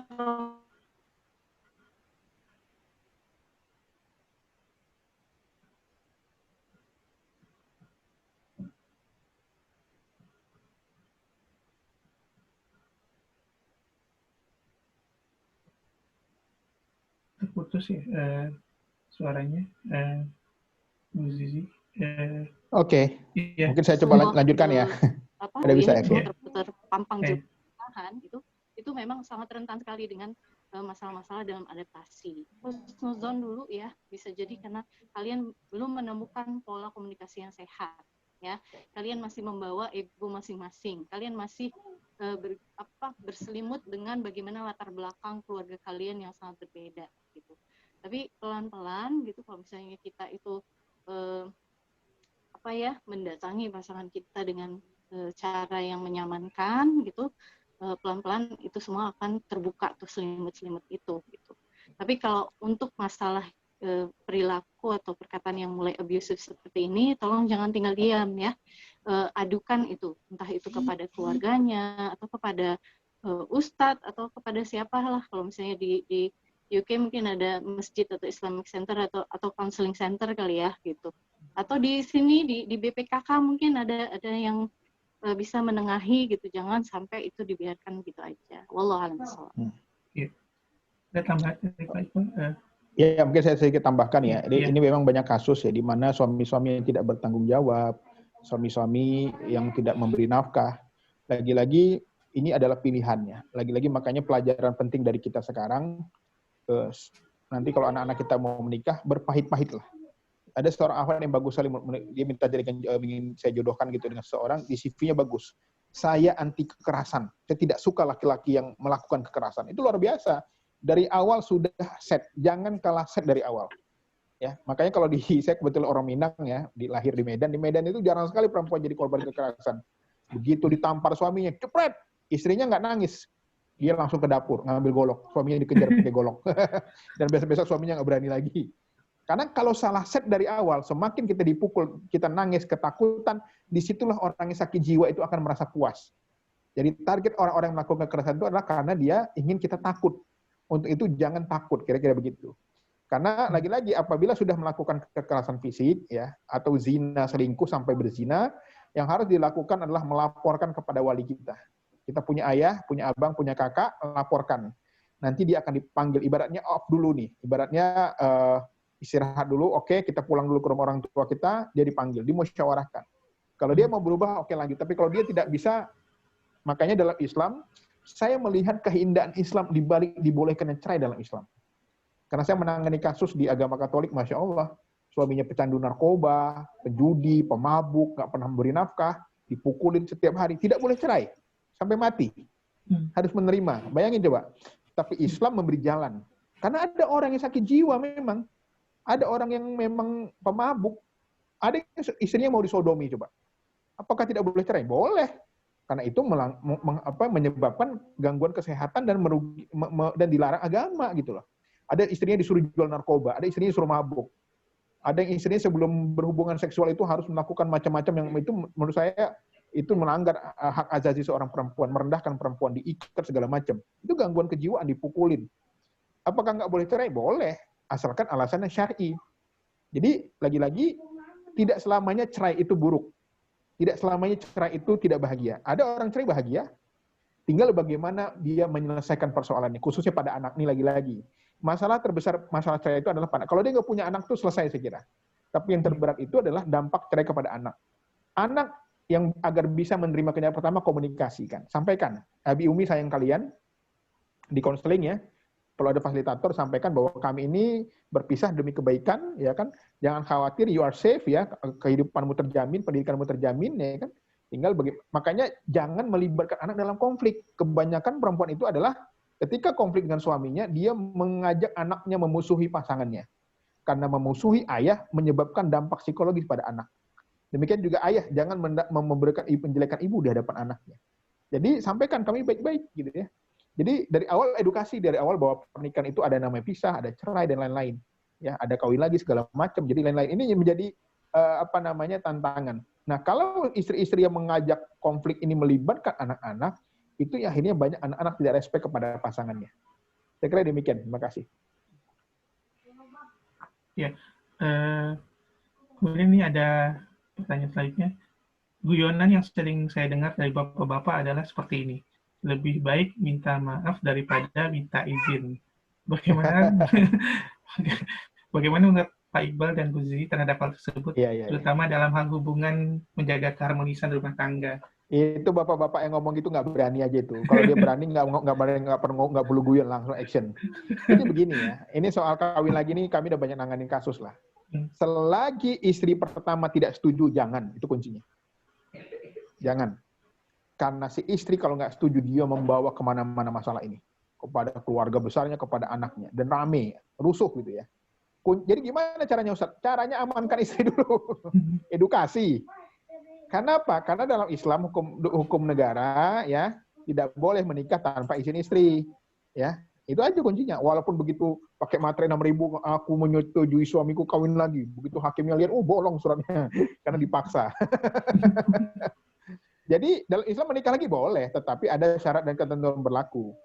Nah, istri itu sederhana menurut saya ya. Istri itu sederhana. Yang pertama begini. Mereka yang akhirnya rumah tangganya berantakan karena kawin lagi, pertama si suami ini pelit. Dia tidak membahagiakan istrinya karena kadang uang nggak cukup, malah kawin lagi. Itu gagal tuh. Yang kedua adalah tadi tidak ada edukasi ya. Bahkan anak, ya ada seorang kasus di mana seorang anak akhirnya dia free sex, akhirnya dia pakai narkoba, akhirnya dia mentato tangannya karena bapaknya kawin lagi. Jadi efek kepada anak juga besar. Jadi kalau mau poligami itu berjalan dengan baik ya, bagaimana bisa berdamai, disetujui, direstui, itu aja menurut saya. Ya, tapi Ustaz gimana kalau istri saya nggak merestui? Ya sampai setuju. Ya, bahagia. Jadi caranya begini, ini pengalaman teman-teman yang saya tangani kasus ya. Yang sukses itu begini caranya. Umi, rumah kita kecil, kita ganti rumah yang baru ya. Oke. Umi kayaknya Umi perlu S2 deh, S2. Ya Umi kayaknya nih Umi perlu uang belanja ditambah ya. Itu biasanya semut itu. Tapi kalau sudahlah belum memenuhi kebutuhan ya. Kemudian juga caranya juga salah, selingkuh ya. Beda selingkuh dengan poligami itu sekarang beda tipis. Karena terkadang orang mendapatkan pasangan dulu, sudah komunikasi, sudah nonton bareng, baru bilang mau poligami, itu selingkuh namanya. Ya. Tapi ada juga kasus begini, ada istri nih, suami bilang, "Mi, saya mau kawin lagi." Oke, aku setuju. Carikan ya. Oke, dicarikanlah teman nikonya. Begitu 3 bulan menikah, dicakar teman Likonya, cakar-cakaran. Karena ternyata memang perempuan itu nggak bisa diduakan pada manusia itu ya sebenarnya ya. Istri Rasulullah juga dalam kisah-kisahnya juga banyak bagaimana Siti Aisyah cemburu, mengkoordinir para istri untuk menaikkan uang belanja, ya tetap begitu ada, ya ini manusiawi. Tapi lagi-lagi tidak semuanya indah, lagi-lagi para bapak-bapak saya kasih tahu nih ya. Saya sampai sekarang tidak berpikir ke arah sana, kan udah merasakan, saya di kampus sebagai dekan, ya. Saya punya wakil dekan, ketua jurusan, sekretaris, itu perempuan semua. Di sana saya berkesimpulan nggak bisa, saya bilang nggak bisa menikah 4 itu nggak bisa, karena masing-masing punya keunikan gitu ya. Saya merasakan ini nggak bisa, 1 aja cukup lah. Karena apa? Masing-masing punya masalah, masing-masing membawa masalah, masing-masing membawa konflik gitu loh. Bayangkan kita punya 4 mertua ya, kalau istrinya kali 2 8, iparnya ada berapa ya kan? Libaran kemana? Jadi ada berapa ikhwah yang tadi seorang ustadz yang seperti tadi cerita-cerita begitu, yang selalu dia istrinya 3, dia selalu setiap kumpul itu selalu menjok gitu. Wah, masih 1 gelarnya 3, istri 1 gitu kalau kayak gitu kan. Tapi satu hari akhirnya dia datang menangis juga. Anaknya yang pertama melawan, anak yang kedua membentak saya, anak ketiga menghormati. Wajar karena tadi, karena ibunya disakiti, karena ibunya ditelantarkan gitu loh. Jadi ini kuncinya gitu. Jadi kuncinya kalau antum mau nikah lagi, jaga-jagalah istri itu, senangkan dia, bahagiakan dia, ya belikan dia emas, belikan dia rumah yang mewah. Lama-lama dia akan ikhlas. Tapi kalau dari awal udah pelit, nggak pernah menafkahi, tidak mau, nggak bisa, susah. Jadi lagi-lagi bukan hanya soal poligaminya, tapi caranya, aturannya, syarat dan ketentuan berlaku. Ya, jadi Ibu jangan khawatir Bu, laki-laki yang tadi bercanda-bercanda begitu cuma modal bercanda doang itu. Kalau yang berani nggak ngomong, langsung action aja dia. Silakan sayang, istriku mau menambahkan. Ya silakan kalau ada yang ingin ditambahkan. Ya, baik. Bismillahirrahmanirrahim. Sebenarnya yang menyakitkan bagi perempuan itu bukan poligaminya, tapi kenapa laki-laki memandang poligami sebagai sesuatu yang remeh-temeh. Hati istri juga disepelekan gitu, dianggap nggak penting gitu. Karena laki-laki pasti memandangnya bahwa poligami itu yang penting mampu secara finansial, yang penting kebutuhan rumah, kebutuhan kendaraan, kebutuhan sekolah, belanja dan nafkah semuanya terpenuhi. Padahal itu merasa spesial di mata suaminya. Ketika si suami menurunkan rasa percaya diri dia gitu. Dan ini yang tidak dipahami laki-laki. Perempuan tuh setiap hari dia merasa insecure. Mungkin bapak-bapak selagi gajinya bagus, pendidikan bagus, punya karir, punya rumah yang layak, itu sudah ngerasa pede aja gitu. Meskipun perut membuncit, meskipun ubanan, tapi tetap aja pede. Makanya banyak para bapak-bapak yang justru usianya di tingkat kemapanan, yang orang sebut sebagai middle life crisis, akhirnya jadinya mencari-cari, atau puber kedua, akhirnya dia pengen kegiatan-kegiatan baru, yang akhirnya membuat dia makin lenjeh ya, sering dandan, atau ketemu orang-orang baru, akhirnya dia terlibat dengan perselingkuhan. Itu karena laki-laki itu dia mengukur percaya diri dia itu ketika dia sudah bisa memenuhi kebutuhan istrinya. Nah, sedangkan istri dia nggak cukup hanya dengan kebutuhan itu aja. Dia butuh untuk selalu diyakinkan bahwa dia berarti. Dia harus selalu diyakinkan terus bahwa dia cantik. Karena tiap hari ketika dia memandang di cermin, itu dia selalu ngerasa ada yang kurang aja di dalam diri dia gitu. Makanya perempuan itu berdandan, perempuan itu kenapa dia harus pakai gamis matching apa segala macam, dia bukan berdandan untuk menyenangkan laki-laki, bukan untuk menyenangkan suaminya, ya kan? Tapi dia itu bersaing dengan perempuan lain gitu. Dia takut dipandang miring oleh perempuan lain, karena constantly insecure itu adalah masalah tubuh dia, masalah dia kurang mahir dalam masak. Makanya kalau postingan bapak-bapak sama ibu-ibu pasti beda kan. Postingan ibu-ibu adalah dia sudah masak apa hari ini, resep apa aja yang udah dia coba, dia berhasil bikin craft apa, anak-anaknya sudah dapat ranking apa enggak. Kalau laki-laki beda, dia pergi naik sepeda, dia foto gitu.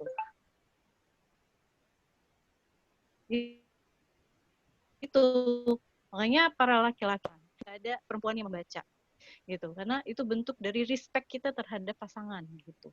Karena perempuan itu merasa terluka bahwasanya sesuatu sesakral perasaan wanita kok bisa dipermainkan gitu, seolah-olah dia itu menjadi objek seks gitu.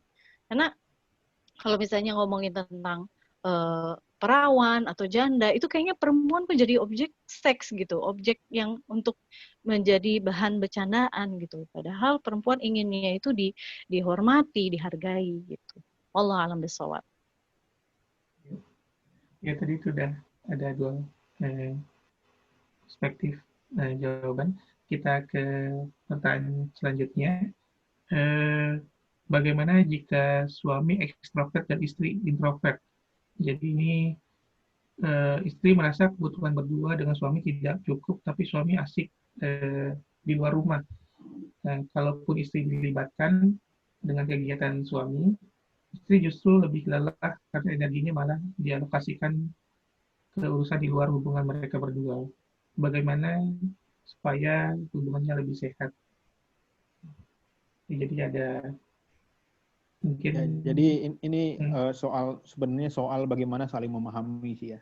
Saya melihat dalam konflik, makanya saya katakan itu, kalau ada orang mengatakan dalam rumah tangganya itu nggak ada masalah, ada dua kemungkinan itu, berbohong atau belum nikah gitu. Karena lagi-lagi hubungan pernikahan itu rumit. Kesuksesan pernikahan itu banyak variabelnya. Ya, lagi-lagi tapi terkadang kita terjebak pada rutinitas hal-hal kecil, padahal kita berbicara tentang masa depan. Tadi ya, lagi-lagi para istri mohon maaf, bila antum semua melihat kelemahan pasangan kita, coba ambil kaca.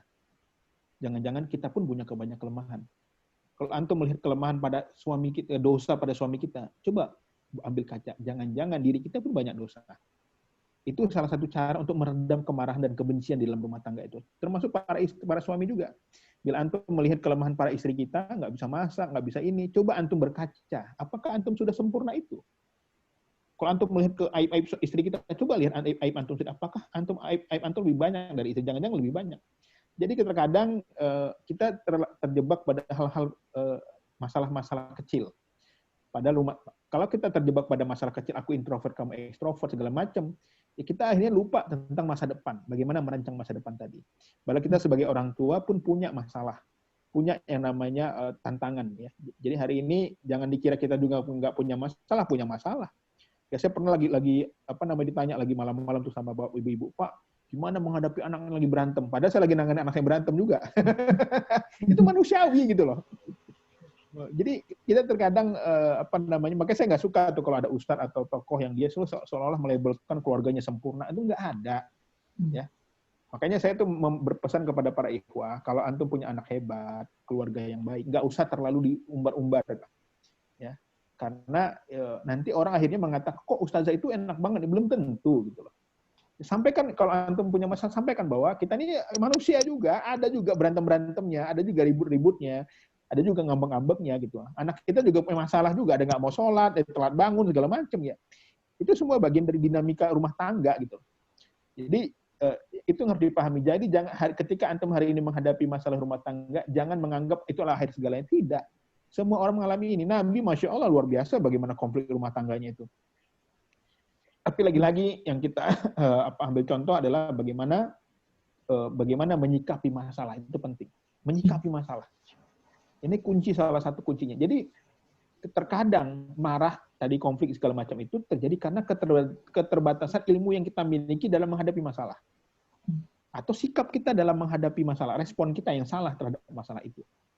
Ya, jadi lagi-lagi, misalnya suami saya pelit, tidak mau memberi nafkah. Apa yang harus saya lakukan? Jawaban normatif, harus membujuk. Enggak.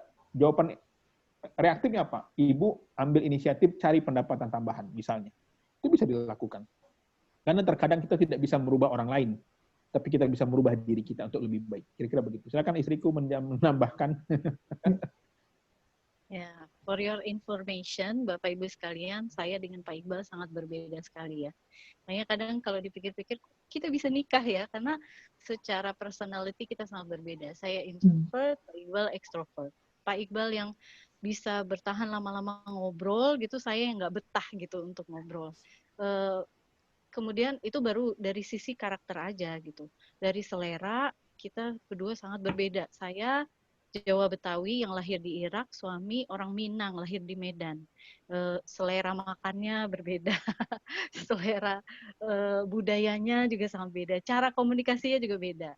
Intinya adalah ketika kita memandang sebuah perbedaan itu sebagai sebuah kesempatan, niscaya kita bukannya malah mencoba menyamakan segala sesuatu. Justru kita belajar dari perbedaan gitu. Kita sering teriak-teriak tentang toleransi ya, tentang keberagaman gitu. Tapi di dalam rumah tangga kok kayaknya kita nggak menolerir adanya perbedaan gitu. Makanya jadikan masalah-masalah dalam rumah tangga itu sebagai kesempatan gitu. Obstacles are opportunities gitu. Jadi adanya hambatan itu jadikan itu sebagai ini momen saya untuk belajar lebih banyak lagi tentang dia. Ini ada yang nggak klop nih, berarti ada ruang yang harusnya kita sediakan begitu luasnya untuk kita saling mengenal satu sama lain.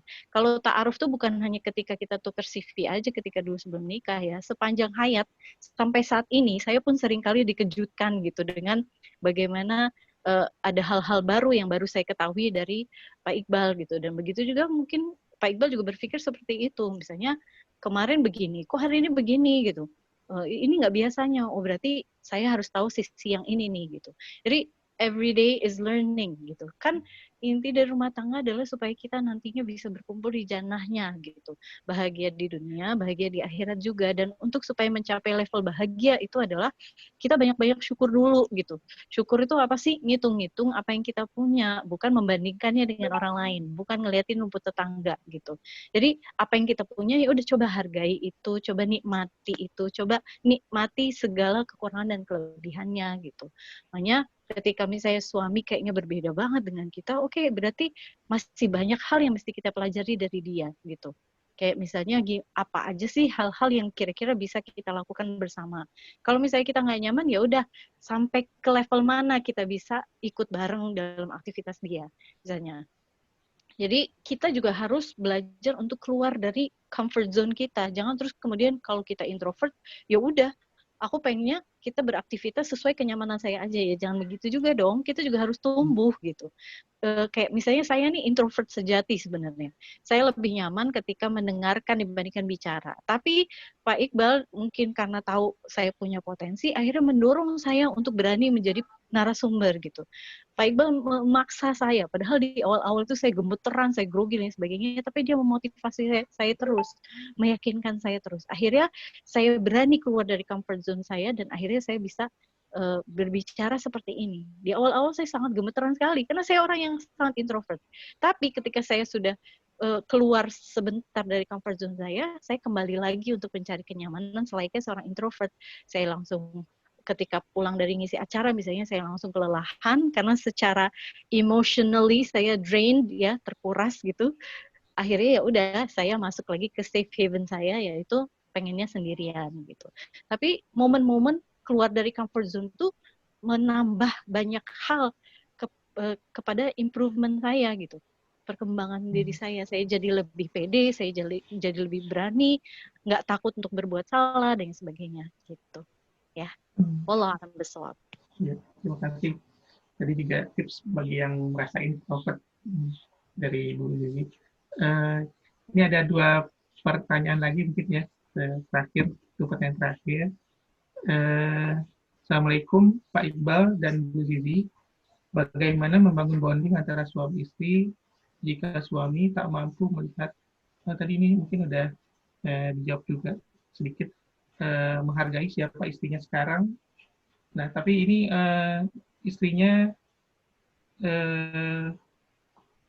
maksudnya suaminya, dia selalu memenuhi pikirannya dengan masa lalu istri yang pernah khilaf, pernah pacaran. Jadi semacam tidak bisa melupakan kesalahan istrinya. Padahal hal itu pun terjadi jauh sebelum istri ta'aruf dengan suami. Jadi sudah lama banget gitu. Dan ya bagaimana sehingga menjadi kehilangan respect gitu. Baik, terima kasih. Saya kira itu hanya kompensasi dari suami yang dia memiliki masalah atau memiliki kegagalan membahagiakan lalu mencari-cari alasan ya. Itu ada teori dalam psikologi namanya kompensasi ya. Jadi dia mencari, tadi lagi-lagi untuk dia lebih hebat, dia perlu menginjak kepala orang agar terlihat lebih hebat, kira-kira begitu. Tapi kalau selagi ibu ya, selagi tidak melakukan dosa besar ya, yakinlah, saya yakin suami ibu punya aib juga kok, cuma Allah belum buka aja. Ya, jadi terkadang orang itu, manusia itu terkadang kurang memahami bahwa yang namanya manusia itu tidak ada yang luput dari khilaf dan dosa, kira-kira begitu. Jadi ini yang memang susah sekali dilakukan. Kalau sekedar masa lalu, ya semua orang punya masa lalu. Ya, kecuali ibu berzina. Kalau berzina memang wajar saja. Dia ibu dicerai pun wajar. Karena itu sudah melanggar syariat dan dosa besar. Tapi kalau masih pada taraf pacaran, ya namanya semua orang punya masa lalu. Ya saya masa lalu saya, masya Allah, saya sekolah di Medan ya, yang itu kehidupannya keras ya. Oh, bayangin kan dulu misalnya kalau kami olahraga itu nggak pernah, kalau nggak boleh kalau nggak taruhan sama gurunya. Dan yang memegang uang taruhannya gurunya. Coba bayangin coba. Yang namanya judi, narkoba segala macam banyak banget di sekeliling kita. Untungnya kita masih yang ringan-ringan lah ya. Tapi karena situasinya seperti itu mau gimana? Tapi alhamdulillah dengan adanya dakwah ini ya lingkungan yang positif. Ya, bagaimana kami dulu membentuk karakter ya? Saya punya pengalaman kisah nyata nih, guru SMP saya tetangga depan rumah, pengajar Pancasila dan kewarganegaraan ditangkap polisi, digerebek gara-gara main judi di rumahnya. Bagaimana tekanan berat bagi seorang siswanya gitu loh. Tapi karena situasinya memang keras, kehidupan keras ya, memang situasinya seperti itu masa lalu. Ya semua orang punya masalah, tapi kita berhasil keluar dari itu karena kita memiliki lingkungan yang positif. Jadi lagi-lagi saya kira kalau suaminya mendengar ya bahwa ingatlah dosa-dosa kita juga. Tidak ada ya. Mungkin hari ini kita bisa menjelekkan dia karena dia punya masalah. Satu tahun akan terjadi pada kita juga. Karena namanya setan itu terus menggoda manusia. Ya. Jadi saya kira kalau suami mengungkit ya diam aja. Lagi-lagi pilih kemuliaan, jangan pilih dendam ataupun kebencian. Masya Allah sih gitu. Ya, ya. Ada tambahan dari Bu Zizi atau?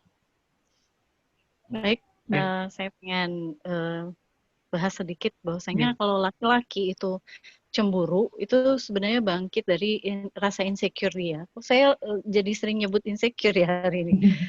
Laki-laki itu rasa percaya diri dia itu bisa turun ketika dia nggak yakin bahwasanya pasangannya cukup mencintai dia. Akhirnya apa? Dia akan mengungkit-ungkit masa lalu, dia akan membandingkan laki-laki lain dengan diri dia, nyebut-nyebut laki-laki lain gitu, mengangkat-ngangkat cerita jatuh cinta istrinya yang dulu-dulu gitu.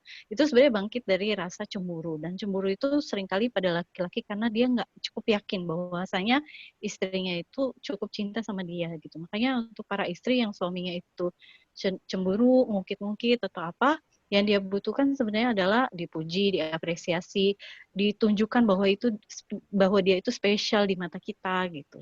Jadi dengan ungkapan misalnya siapapun yang ada di masa lalu itu nggak ada bandingannya dengan kita sekarang gitu.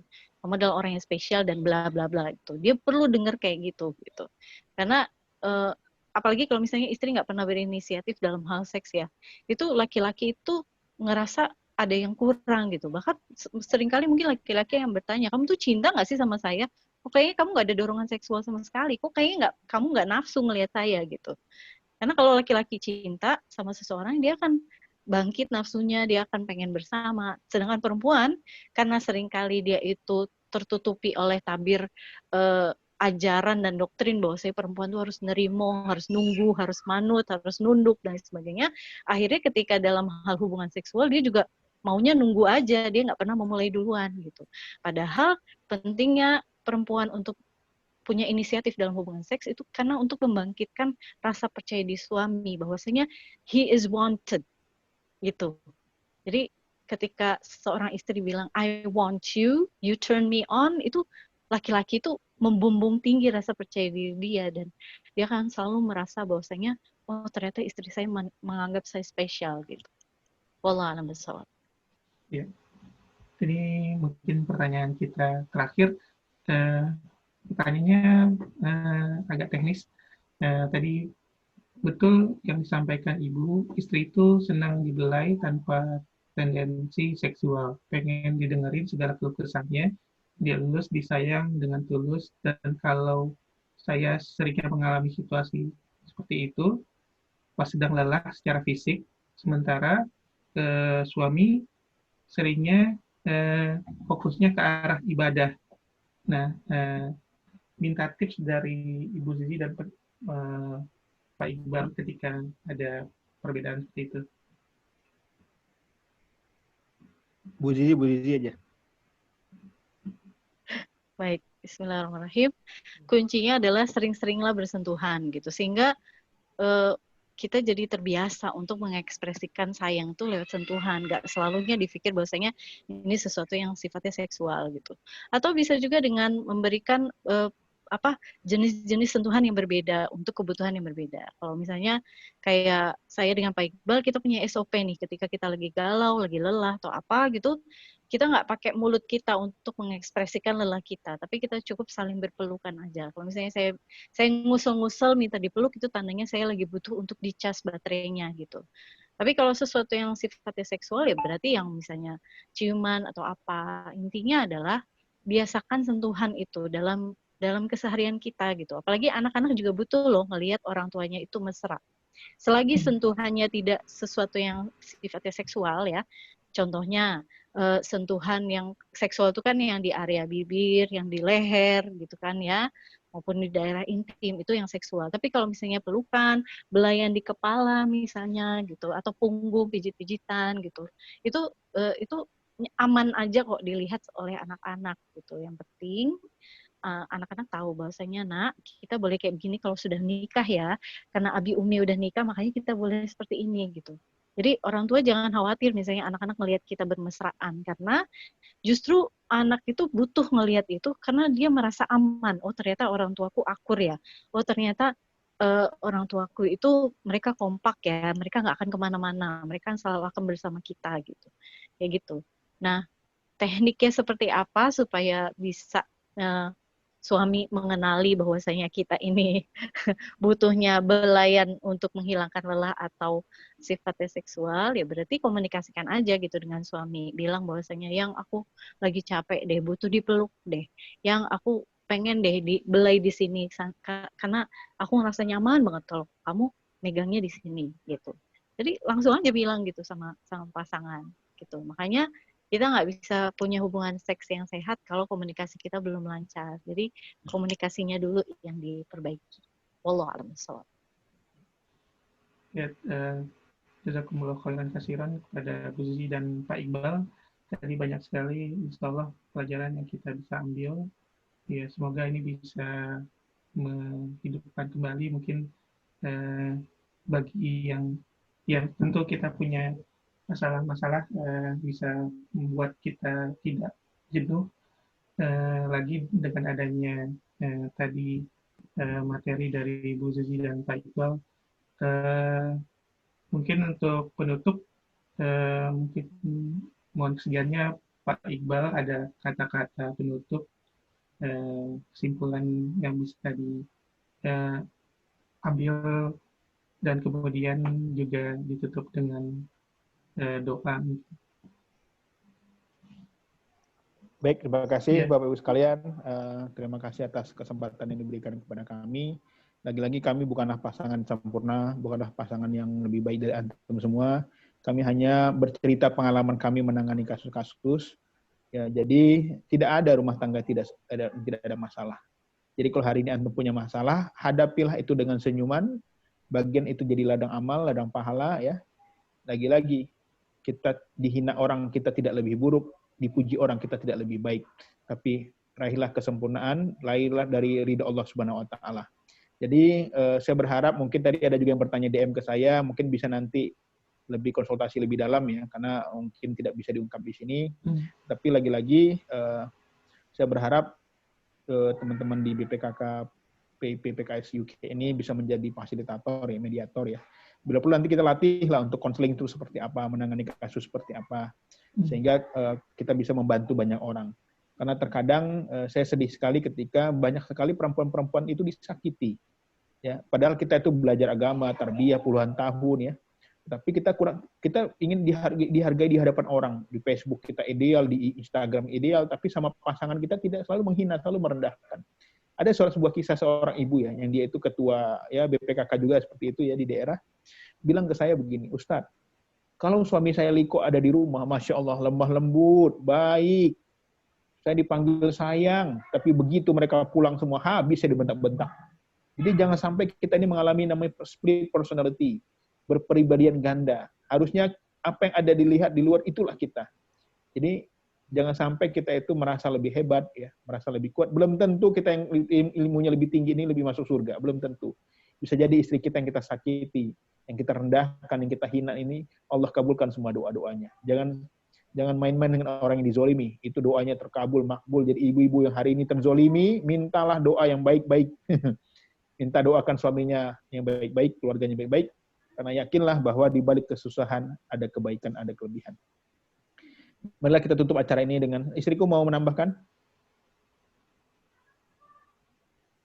Sudah selesai kayaknya. Marilah kita tutup dengan baca Alhamdulillah. Dan doa penutup majelis. Subhanakallahumma wa bihamdika. Jika demikian saja. Assalamualaikum warahmatullahi wabarakatuh. Ya. Dari saya mohon maaf apabila ada kesalahan dan kekurangan. Kita tutup. Sudah ditutup. Assalamualaikum warahmatullahi wabarakatuh. Waalaikumsalam. Pamit ya. Ya, jazakumullah khairan Pak dan Bu Zizi. Ya.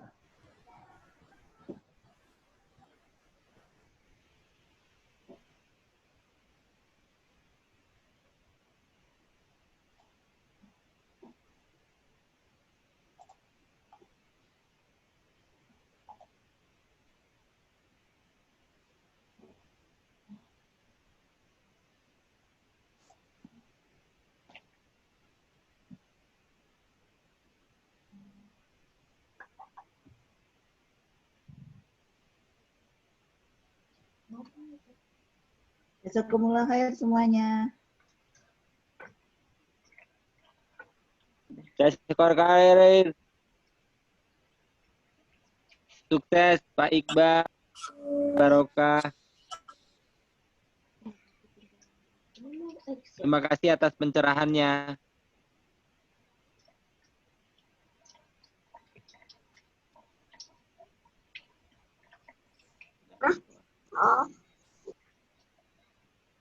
Diam.